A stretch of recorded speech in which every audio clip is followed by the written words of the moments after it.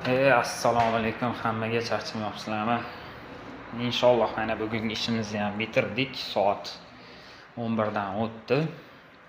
Bu yerda nimalar qildik? Bu yerda 6 ta kamera qo'yib berdik. 4 ta Hikvision, 2 ta Dahua. Dahuani o'zimiz olib keldik. DVR ham Dahua bo'ldi. Hikvision kameralar o'zida bor ekan, o'shalarni qo'yib berdik. Bu yoq qanaqa joy? Bu yoq ovqatlanadigan joy, stalovoy deyishadi.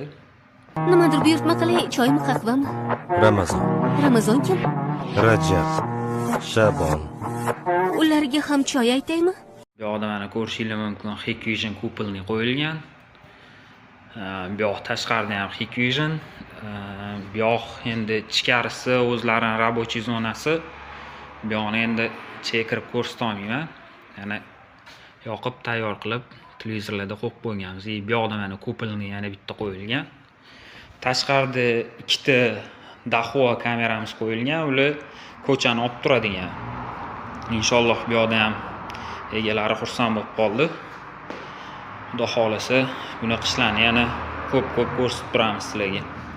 Biror bir taklifinglar yoki e'tirozinglar bo'lsa, yo qanaqadir savolinglar bo'lsa, bemalol kommentariyalarda yozsanglar bo'ladi, javob beramiz inshaalloh.